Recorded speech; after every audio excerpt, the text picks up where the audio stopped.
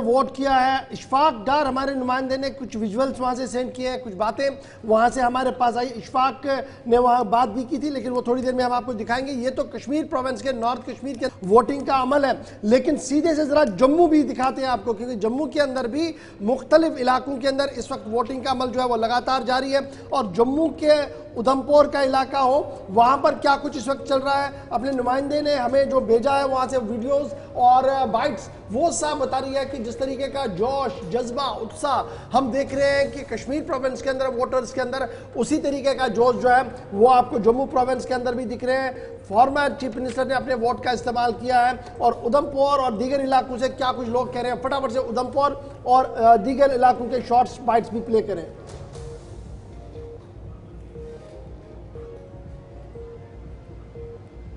Sir, मेरा नाम doctor Rajesh Kumar Magotra है। 59-142 पोलिंग स्टेशन है।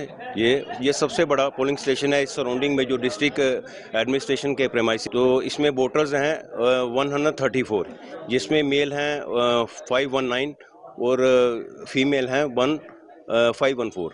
सर, सुबह से ही ये लाइन लगी हुई है और लोगों में भरपूर उत्साह है वोट डालने के प्रति। और डिस्ट्रिक्ट एडमिनिस्ट्रेशन ने भी और हमारा भी पूरा प्रयास रहा है, उनकी under the supervision of Shrimati Saloni Rai, जो IAS इधर के डिस्ट्रिक्ट इलेक्शन ऑफिसर हैं, उनकी देखरेख में ये सारा। और बेसिक जो है हमें AMF जो है एश्योर्ड मिनिमम फैसिलिटीज़ वो भी प्रोवाइड की हैं।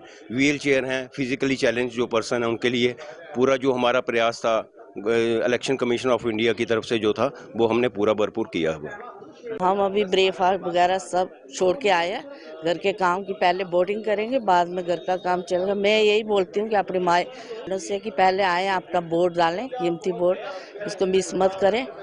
और उसके बाद काम तो घर का चलता ही रहता है, बाकी उसके बाद सब किस तरह की उम्मीदें हैं आपको? हम तो यही चाहते हैं कि अच्छा उम्मीदवार उतरे जो हमारे काम शाम सब करे। बहुत देर 10 साल के बाद वोटिंग हो रही है, तो अच्छी हो। मैं दलवीर सिंह भटियाल, उधमपुर निवासी। सबसे पहले हम थैंक्स करते हैं सुप्रीम कोर्ट को, जिन्होंने 10 साल के बाद हमें एक बार फिर जमहूरियत में शामिल होने का मौका दिया। इसके लिए हम उसका बहुत बहुत धन्यवाद करते हैं। आज जो है, हम जो विकास के मुद्दे हैं, जो हमारी डेवलपमेंट है, या हमारा जो बेरोज़गार युवा है, उनके साथ जितने भी और मुद्दे हैं, पानी, बिजली, बेरोज़गारी, इन सब इश्यूज़ पर उनका अच्छा रिसॉल्व हो, उस मुद्दे पर हम वोट डालने आए हुए हैं। उम्मीदें हैं आपके जो उम्मीदवार सब अपने का अच्छा कर रहे हैं। जो भी कैंडिडेट उतरता है वो जीतने के लिए ही उतरता है। तो कैंडिडेट टफ कंपटीशन है, देखो अभी किसकी किस्मत रंग लाती है। काफी सख्त है, लेकिन वोटर सुबह सुबह ही बाहर आ रहा है। कश्मीर प्रोविंस में लंबी लाइनें, और उधमपुर से भी सूरत हाल यही है कि वहां पर भी अच्छी खासी तादाद में वोटर्स बाहर आए हैं। लेकिन इस पूरे थर्ड फेज का कुनाल एक बहुत बड़ा फैक्टर ये है कि वेस्ट पाकिस्तानी रिफ्यूजीज, वाल्मीकि, गोरखा समाज पहली बार असेंबली के लिए वोट करेगा। हमारी नुमाइंदा शिल्पा शर्मा ने आज वाल्मीकि समाज के साथ भी जाने की कोशिश की, वहां तक जाने की कोशिश की, उनसे बात करने की कोशिश की। क्या कुछ ग्राउंड रियलिटी है, कुछ साउंड बाइट्स आपको दिखाते हैं। वाल्मीकि समाज के लोग जब वोट करने निकले तो दिल, दिमाग क्या कुछ कह रहा था और बॉडी लैंग्वेज क्या कुछ कह रही है। 67 ईयर के बाद वाल्मीकि समाज को अधिकार मिला है, वोट डालने का उन्हें हक मिला है। और आज यहाँ पर वाल्मीकि समाज के लोग पहुंचे हैं, वोट कास्ट करके आए हैं। इनसे बात देंगे। सर, किस तरीके से देखते हैं आज आपने वोट कास्ट किया, जिस अधिकार का आप कब से इंतजार कर रहे थे वो अधिकार आपको मिला? जी, मेरा नाम घारू भट्टी, मैं वाल्मीकि समाज से बिलोंग करता हूँ और मैं फर्स्ट टाइम वोटर हूँ। आज मेरी 45 एज है, मैं फर्स्ट टाइम वोटर हूँ वाल्मीकि समाज से। और अभी आप देखेंगे थोड़ी देर बाद 80+ जो हमारा युवा है या हमारे बुजुर्ग 80+ महिलाएं, वो भी यहाँ वोट करने आएंगी। और ये इतना गैर जिम्मेदाराना सरकारों का रवैया रहा कि वाल्मीकि समाज जो पूरे समाज को, जम्मू कश्मीर को स्वच्छता प्रदान करता था, उसको धोखे में रखा गया, उसको लोकतांत्रिक प्रक्रिया से दूर रखा गया। बड़ी बेशर्मी वाली बात है। तो लेकिन जब 2019 के बाद एब्रोगेशन होती है, उसके बाद ये वाल्मीकि समाज को अधिकार मिलते हैं। इन अधिकारों का जो है वाल्मीकि समाज बड़े एक तौर पे पर्व के तौर पे आज के दिन को मनाया जा रहा है। जिस प्रकार से आपको अधिकार से वंचित रखा गया और आज आप किस तरीके से इस दिन को मना रहे हैं, क्योंकि इस त्यौहार की बात करें तो हर कोई जो है वो जश्न इस त्यौहार को लेकर मना रहा, आप क्या कैसे देखते हैं? मैम आज का दिन पूरे पर्व से मनाने जा रहे हैं, जो दिवाली सेलिब्रेट करते हैं ऐसे हम इसको सेलिब्रेट करने जा रहे हैं। और ये हमारी ज़िंदगी में पहली बार ऐसा दिन आया है। कितनी पीढ़ियाँ, हमारी 2 पीढ़ियाँ तो ऐसे मतलब कि बिना इस चीज़ को लोकतांत्रिक प्रक्रिया को इंजॉय किए ही चली गई है, और आज का दिन हमारे लिए बड़ा खास है। बहुत बहुत शुक्रिया हमसे बातचीत करने के लिए। जम्मू कश्मीर में 10 साल के बाद विधानसभा चुनाव हो रहे हैं और ये अहम है, लेकिन अहम ये वाल्मीकि समाज के लोग, लेकिन ये तस्वीर बड़ी दिलचस्प और उस इलाके की जो भारत पाकिस्तान के अंतर्राष्ट्रीय सीमा का करीबी इलाका है, हीरानगर बेल्ट, कठुआ का इलाका, लंबी कतारें, महिलाओं की अच्छी खासी संख्या आपको सुबह सुबह नजर आ रही है। और जो एक डेमोक्रेटिक प्रोसेस होता है उसका हिस्सा बनने के लिए 5 साल पहले भी इस एरिया में वोट डाले गए। लेकिन चीज हमें समझनी होगी कि जो इलाका पाकिस्तान के बॉर्डर से जुड़ा हुआ है तो वहां पर बुनियादी बेसिक फैसिलिटीज का अभाव बहुत ज्यादा हो जाता है, या फिर वहां पर फिर पॉलिटिकल पार्टीज का एक अलग नैरेटिव होता है वहां पर? देखिए, जहाँ तक बेसिक फैसिलिटीज़ की आप बात करें, इसमें एक ही रहा कि पाकिस्तान से गोला आता था, वो नुकसान करता था। रेस्ट वहाँ पर भी पंचायत घर बने हैं, सड़कें बनी हैं, पब्लिक हेल्थ सेंटर्स हैं। As compare to other district से आप देखेंगे जो थोड़े से बॉर्डर से दूर है, जैसी फैसिलिटियाँ वहाँ हैं वैसी बॉर्डर पर भी। लेकिन बॉर्डर का सिर्फ एक चीज़ जो परेशानी थी, ये जीरो बेल्ट के आसपास आता था, बहुत सारी ज़मीन ऐसी बंजर थी, वो आहिस्ता आहिस्ता कल्टिवेशन में आ गई है। आहिस्ता आहिस्ता करके जब से सीज़ फायर हुआ पिछले 2-3 सालों में, एक रिलीफ ब्रीदर है। रेस्ट आप जहाँ भी जाएंगे, जिन भी इलाकों के अंदर जाएंगे, ग्रामीण इलाकों के अंदर जाएंगे, PMGSY का एक जाल बिछा हुआ है, ऐसा नहीं कि नहीं है। फिर जैसा इंफ्रास्ट्रक्चर होना चाहिए था, बिजली, पानी, सड़क का, वो हर जगह से आपकी सिचुएशन ख़राब है। वैसी सिचुएशन यहाँ पर भी है। कोई ऐसा नहीं है कि आप बॉर्डर पे है तो बिल्कुल कोई काम नहीं है, कोई अफसर नहीं गया है, ब्लॉक ने कोई काम नहीं किया है। काम हुए हैं, लेकिन बड़ी दुविधा और परेशानी ये थी कि सिक्योरिटी प्रेजेंस बहुत ज़्यादा थी और पाकिस्तान का डर हमेशा लगा रहता था कि कब गोला वहाँ से आए।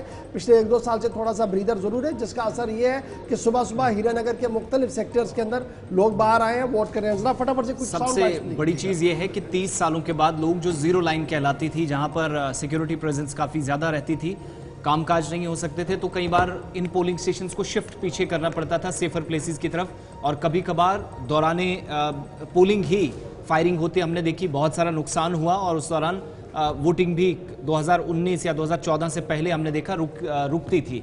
इस बार चूंकि एक पॉजिटिव डेवलपमेंट है, 25 फरवरी की तारीख थी, साल 2021 था, DGMO स्तर की बातचीत हुई भारत और पाकिस्तान की सेना के दरमियान, और कहा गया कि ना उस तरफ से फायर होगा ना इस तरफ से, और अगर कोई सीज फायर वायलेशन करता है तो फिर इसका जवाब भी देना होगा। तो वो दिन और आज का दिन, ये 4 साल एक तरह से आप कह सकते हैं बड़े सुकून के साथ इन लोगों ने सीमावर्ती इलाकों में गुजारे हैं। अब वोट डालते वक्त क्या कुछ कह रहे हैं, जरा उनकी बात भी सुनते हैं। अभी वोट डाला मैंने। अच्छा, ये आपका पहला वोट था? हाँ जी, मेरा पहला वोट है। पहली बार डाला आपने? हाँ जी। तो मैं काफ़ी गर्व है कि हम इस कार्य के साथी हुए हैं, और मैं ये सभी देशवासियों से यही दरख्वास्त करूंगा कि सभी अपना वोट डालें, क्योंकि अपना वोट ज़ाया ना करें, क्योंकि ये सभी देशवासियों की एक ड्यूटी है कि वो एक ऐसा नेता चुने जो अपने कार्य को बहुत अच्छे से करे। और आजकल जैसा माहौल है देश में, देश बहुत ही आगे कार्य की ओर जा रहा है, बहुत ही तेज़ गति से आगे बढ़ रहा है। तो इसलिए हम चाहते हैं ऐसा नेता हमारे साथी हों जो हमारे देश को उन्नति की ओर ले जाए। सिर्फ पहली बात तो ये है कि ये हमारी हर एक सिटीज़न की ड्यूटी है कि वोट डालें। ये मतलब हर एक सिटीज़न को क्या कहते हैं, ये मतलब मिला होता है, अवसर मिला होता है कि वोट डालना सभी ने। सिर्फ खुशी तो बहुत थी क्योंकि ये फर्स्ट टाइम वोट था, और मैं चाहती हूँ कि सभी को कि सब आगे बढ़ें, अपनी ड्यूटी को पूरा करें, और जो भी हमारे मतलब CM वगैरह जो बनेंगे वो हमारे यूथ के लिए जो काम। आप बॉर्डर से देख रहे थे, हीरानगर सेक्टर से नौजवान फर्स्ट टाइम वोटर्स किस तरीके से। अच्छा, 3 फैक्टर मैंने कुणाल कहा था ब्रेक पर जाने, जरा उन 3 फैक्टर्स को बराबर बता दें अपने नाजरीन को। पहला फैक्टर है आज की वोटिंग में महिला, वुमेन फॉक, और ये एक बहुत बड़ा फैक्टर है। और ये देख लीजिएगा, आप जहां पर भी आप पोलिंग स्टेशन पर जाएंगे एक बड़ी तादाद में वुमेन आई है। जब आप उनसे बात करते हैं कि आखिर क्या है जहन में, क्यों वोट डालने के लिए आएंगे, तो हर पोलिंग बूथ पर। अब जब आप शिफ्ट करेंगे दूसरे पर तो वो वेरी हो जाता है, लेकिन सबकी चिंता ये है कि मेरा कल कैसा होगा, मेरे घर में जो बेटे हैं वो कैसे आगे बढ़ेंगी, बेटियां मेरी हैं उनके लिए क्या कुछ सरकारें कर सकती हैं। एक फैक्टर ये है। फिर सेकंड फैक्टर है वो वोटर जिसे हम नौजवान वोटर कहते हैं, either he is first time voter और फ्रॉम 18 to 35 जिसने वोट कर, उसके लिए ब्रॉडर कैनवास पर है। वो इंटरनेशनल फॉर्म का भी ध्यान में रखा हुआ है, नेशनल लेवल की पॉलिटिक्स को ध्यान में रखा हुआ है, और स्टेट के अंदर जो पिछले 1 महीने के दौरान हो रहा है वो भी उसके ध्यान में, इसलिए यह दूसरा फैक्टर बड़ा इंपॉर्टेंट है। तीसरा फैक्टर वो है जो ट्रेडिशनल वोटर है, लेकिन अब की बार वो ट्रेडिशनल वोटर भी हिलता हुआ नजर आ रहा है मुझे। क्यों? जब हमने बात की तो उन्होंने कहा कि ठीक है जी, लोकसभा के लिए एक अलग माहौल होता है, उधर एक के लिए हमने सोचना होता है, लेकिन यहां मैंने हर घर, हर गली, हर नुक्कड़ का सोचना है। इसलिए हर कॉन्स्टिट्यूएंसी में ये चेंज हो रहा है, हर गांव के अंदर ये ओपिनियन चेंज हो रहा है, और जिन लाखों लोगों से हम बात कर चुके हैं उनसे बात करने के बाद ये साफ लग रहा है कि जब 8 तारीख को ईवीएम्स खुलेंगी तो सबकी नींद उड़ेगी। छोटा सा ब्रेक के उस पार ग्राउंड जीरो पर इलेक्शन 2024 की महा कवरेज लास्ट फेज